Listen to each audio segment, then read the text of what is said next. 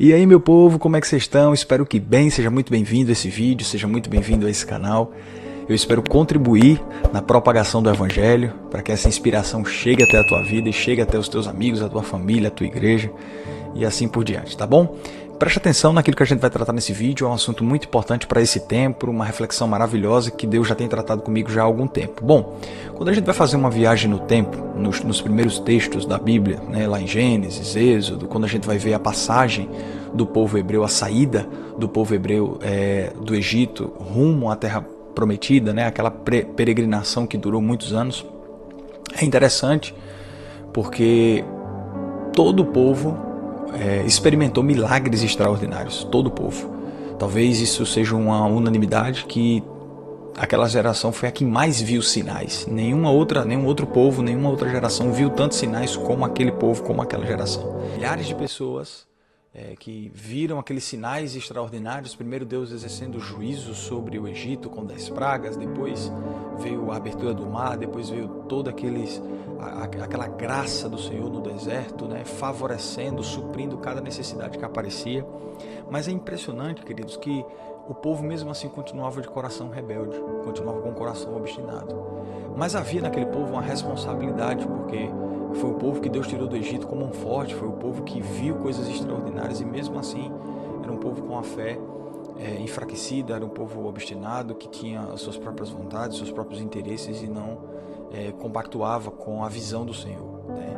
Então só Josué e Caleb, de toda aquela multidão de pessoas que saiu do Egito, só Josué e Caleb pisaram, viram a terra e desfrutaram. Bom, talvez hoje a gente não esteja vivendo toda essa grandeza de sinais como aquele povo viu, toda aquela grandeza de maravilhas que aquele povo experimentou, mas eu queria ler um texto bíblico aqui, muito interessante para a gente poder nortear o nosso pensamento. Hebreus capítulo de número 10, versículo de número 19. Diz assim o texto bíblico: Tendo, pois, irmãos, ousadia para entrar no santuário pelo sangue de Jesus, pelo novo e vivo caminho que ele nos consagrou pelo véu, isto é, pela sua carne.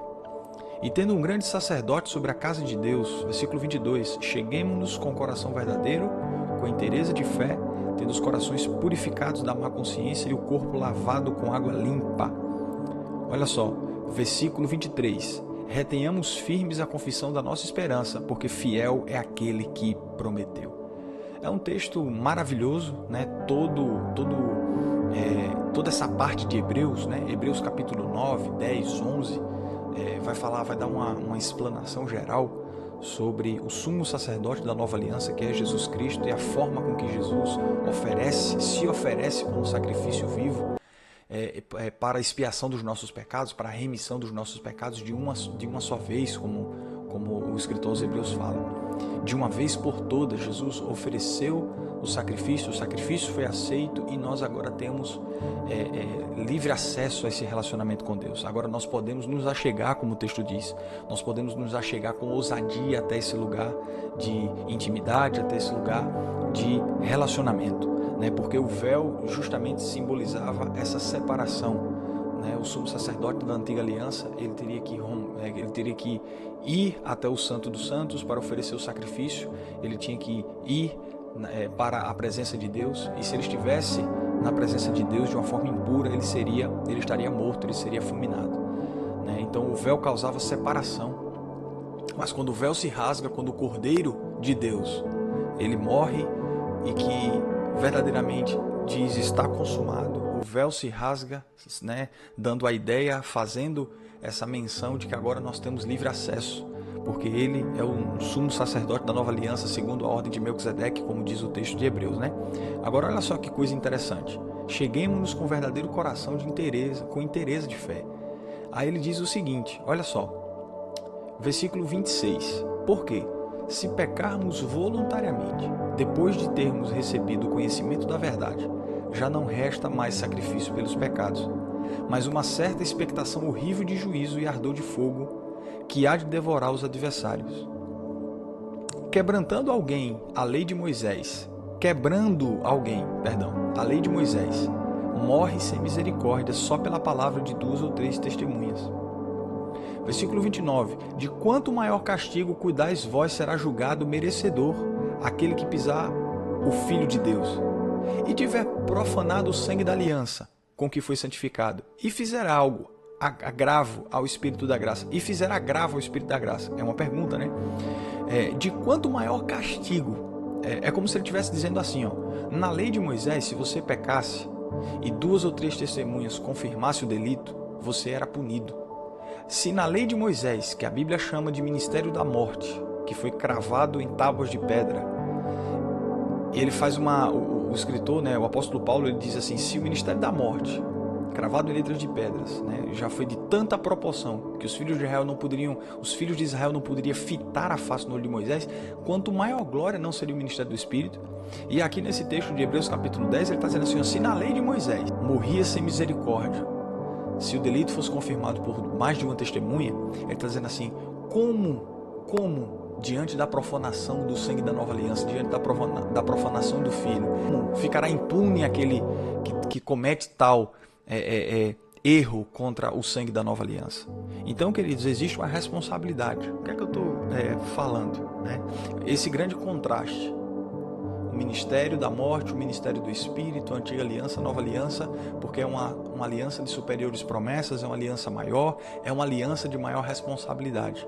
Tem muita gente que banaliza essa graça, mas o sacrifício de Jesus foi perfeito, e esse sacrifício que foi por total graça, porque nós não merecíamos, mas Ele decidiu nos amar, Ele nos escolheu, Ele decidiu derramar, entregar a sua vida, derramar o seu sangue, fazer expiação pelos pecados, nos perdoar quando nós ainda éramos inimigos, porque a Bíblia diz que nós andávamos segundo a nossa própria natureza, e a nossa natureza nos levava para o inferno, a nossa natureza nos levava para a morte, a nossa natureza nos levava para o abismo, para a condenação eterna, mas Jesus nos livrou.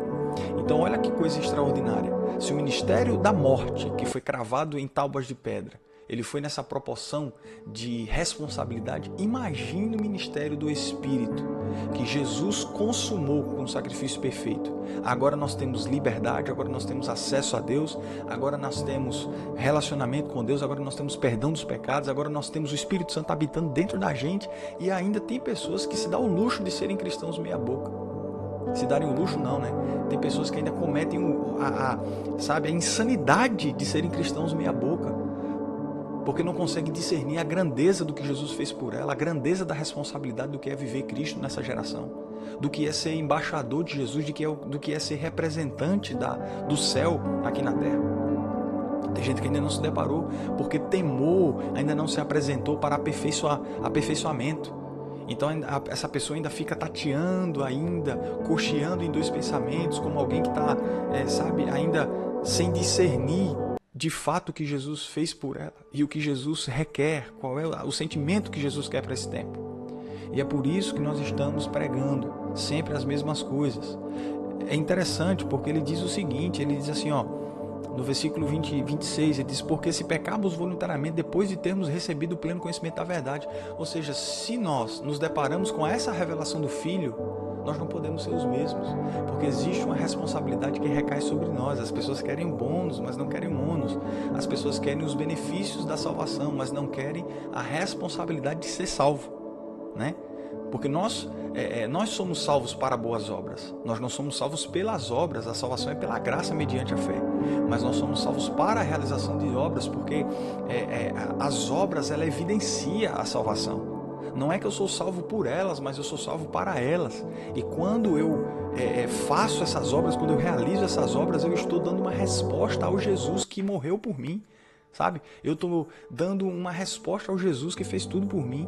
E isso é glorioso. Mas eu preciso me posicionar nesse tempo. Então, se aquele ministério lá atrás foi tão poderoso em responsabilidade, imagine o ministério da Nova Aliança. E tem gente ainda banalizando esse ministério.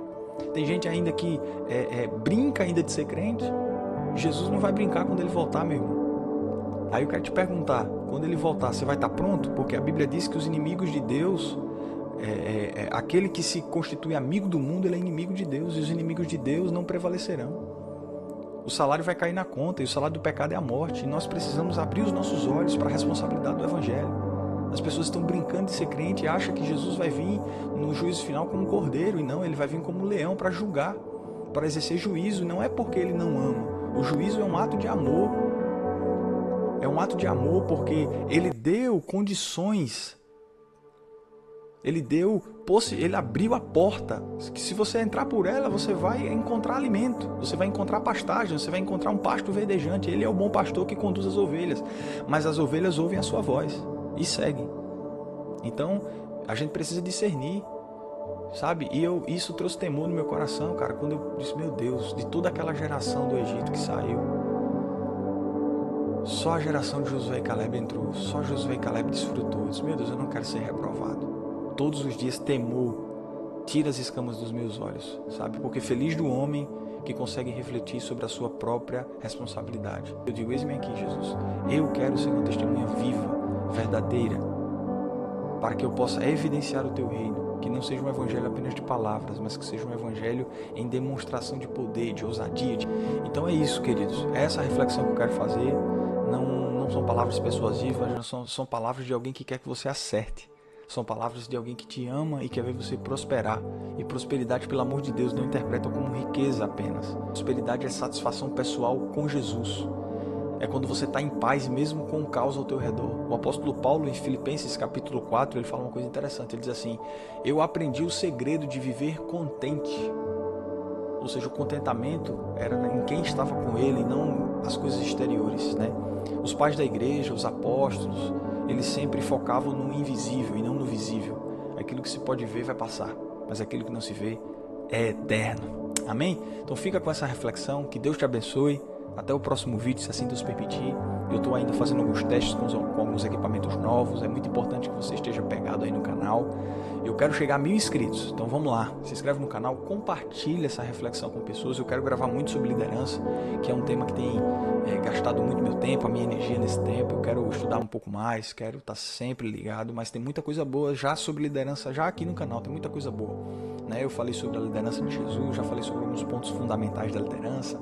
Então é muito importante que a gente veja alguns aspectos aí e que a gente possa aprender um pouco mais, tá? O meu desejo é agregar conteúdo, a minha principal motivação, o meu principal propósito é isso, é agregar conteúdo, é fazer com que você possa ser de alguma forma tocado pelo Evangelho, acima de tudo, né? Pelas palavras do Senhor Jesus Cristo, mas também tocado, agregar conhecimento à tua vida, né? E claro que isso faz parte, isso é muito bom para o nosso crescimento, tá bom? Então fica na paz, que Deus te abençoe, até o final desse vídeo, compartilha, curte, faz aquilo que você quiser, e a gente se vê no próximo vídeo, se assim Deus permitir, tá bom? Um abraço.